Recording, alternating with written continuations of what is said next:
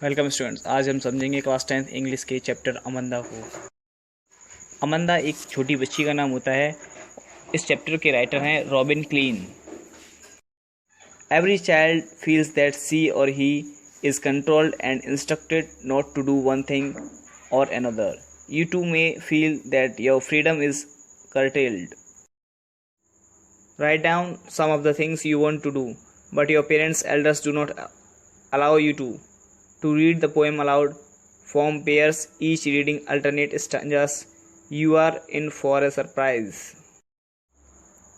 It means प्रत्येक बच्चे को लगता है कि उसे नियंत्रित किया जाता है, उसे एक या दूसरे काम नहीं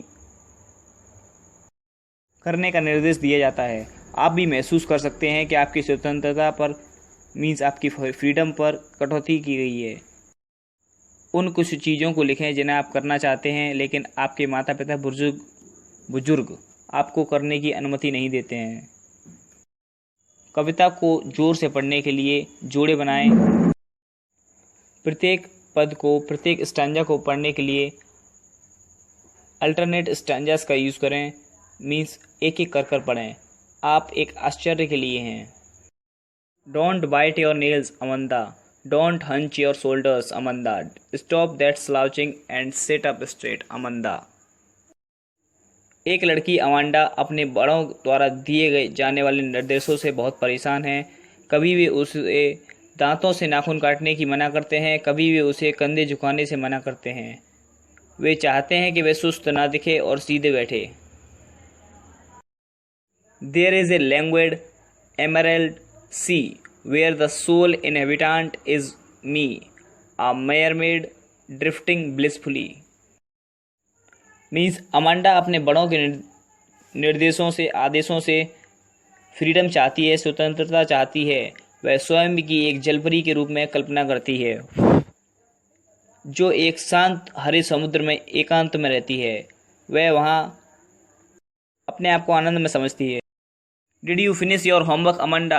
Did you tidy your room, Amanda? I thought I told you to clean your shoes, Amanda. Amanda को हर समय स्वयं पर, अपने माता पिता का नियंत्रण पसंद नहीं है। कभी वे उसे घर का काम करने के लिए कहते हैं, कभी वे उसे होमवर्क करने के लिए कहते हैं, जो घर पर स्कूल से काम मिला है उसको करने के लिए कहते हैं। कभी वे उसे उसका कमरा साफ और व्यवस्थित रखने के लिए कहते हैं, कभी भी उसे उसके जूते साफ करने को कहते हैं। I am an orphan roaming the street. I pattern soft dust with my hushed bare feet. The silence is golden, the freedom is sweet. माता पिता के नियंत्रण से परेशान अमांडा इच्छा करती है कि काश वह एक अनाथ लड़की होती, और वह कल्पना करती है, मन में सोचती है कि गलियों में भटकने वाली एक अनाथ लड़की है। वह अपने शांत नंगे पैरों से कोमल धूल पर आकृतियां मीन्स ड्राइंग बना रही है। अपने पैरों से रेत पर वह शांति और स्वतंत्रता चाहती है, फ्रीडम चाहती है, क्योंकि खामोशी मूल्यवान है और स्वतंत्रता बहुत सुखद है, बहुत मीठी है। Don't eat that chocolate Amanda, remember your acne Amanda, will you please look at me when I am speaking to you Amanda. Amanda के माता पिता उसे बार बार कुछ न कुछ करने से रोकते रहते थे। वे उसे चॉकलेट खाने से मना करते थे क्योंकि उसके मुंह पर पहले मुहासे निकले हुए हैं। उसके माता पिता उसे कहते हैं कि जब उससे बात की जा रही हो तो उस समय दूसरों की तरफ ना देखे, वो जिससे बात हो रही है उसी की तरफ देखे। Don't eat that chocolate Amanda, remember your acne Amanda, will you please look at me when I am speaking to you.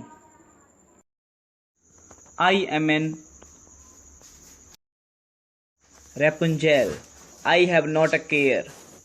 Life in a tower is tranquil with rare. I will certainly never let down my bright hair. अपने माता पिता के निर्देशों से ऊबकर Amanda अकेले रहना चाहती है। वह चाहती है कि काश वह रेपुंजल होती, एक निश्चिंत जीवन व्यतीत करती। वह किसी ऊंची मीनार में रहना चाहती है। वह जीवन शांत, अत्यधिक, बहुत ज़्यादा अच्छी तरीके से जीना चाहती है। वह सोचती है कि यदि वह रेपुंजल हो तो वह कभी अपने चमकीले बालों को नीचे नहीं लटकाएगी और किसी को भी अपनी मीनार में नहीं आने देगी। Stop that sulking at once. Amanda, you are always so moody. Amanda, anyone would think that I nagged at you. Amanda.